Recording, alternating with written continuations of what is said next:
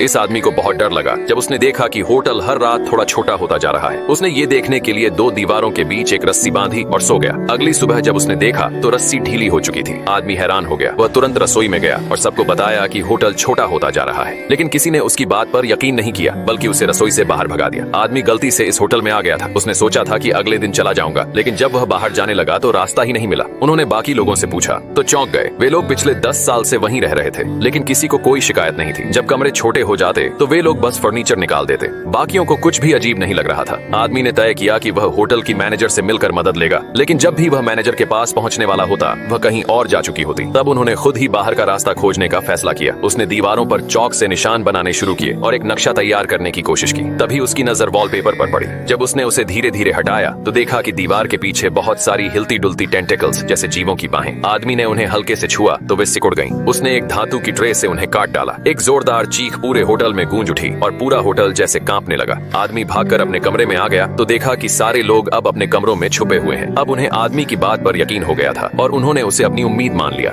आदमी ने उन्हें कागज दिए और कहा कि वे हर गलियारे में निशान लगाएं जहां वे खोज करें। उन्हें लगा कि इससे रास्ता जल्दी मिल जाएगा। सभी लोग खुशी खुशी खोज पर निकल पड़े। लेकिन जब आदमी वापस अपने कमरे में लौटा तो देखा कि सब लोग उसका खाना खा रहे थे और यहाँ तक कि उसका टूथब्रश भी इस्तेमाल कर रहे थे। मजबूरी में वह कमरे से निकल गया और गलियारे में ही लेटकर सो गया। धीरे धीरे वॉलपेपर ऊपर से झरने लगा और एक कंबल की तरह उसे ढक लिया। तभी एक फोन की घंटी बजी और आदमी उठ गया। उसने तेजी से कमरे में जाकर फोन उठाने की कोशिश की, लेकिन एक जवान आदमी पहले ही फोन काट चुका था। वह फोन होटल की मैनेजर की निजी लाइन थी। आदमी के लिए बाहर निकलने का आखिरी मौका था। गुस्से में आदमी उस युवक पर चिल्लाया और सबको कमरे से बाहर निकाल दिया। अब उसका नक्शा भी बेकार हो चुका था। थक हार कर वह चुपचाप बैठ गया। तभी दो अच्छे लोग उसके पास आए और उसे ढाढ़स बंधाया। उन्होंने कहा कि शायद बाहर जाने का रास्ता लॉबी में नहीं है। आदमी को बहुत निराशा हुई। तभी उसे ख्याल आया शायद दराज में कुछ होगा। उसने दराज खोली और हैरानी से देखा कि उसमें एक गुप्त रास्ता छिपा था। रास्ते की दीवारों पर टेंटिकल्स हिल रही थी। आदमी थोड़ी देर रुका, लेकिन फिर उस रास्ते पर चलने लगा। रास्ते के अंत में उसे एक बहुत बड़ा अंडा मिला। जब उसने हाथ से उसे छुआ तो उसे महसूस हुआ कि उसके अंदर का जीव उससे जुड़ाव महसूस कर रहा है। वह भी आजादी चाहता था जैसे यह आदमी। उसने अपनी पूरी ताकत लगाकर उस अंडे को बाहर धकेला। जब उसने आंखें खोली तो पाया कि वह गहरे समुद्र के नीचे है। वह जीव अपनी टेंटिकल्स से उसे कसकर पकड़कर ऊपर रोशनी की ओर ले जा रहा था।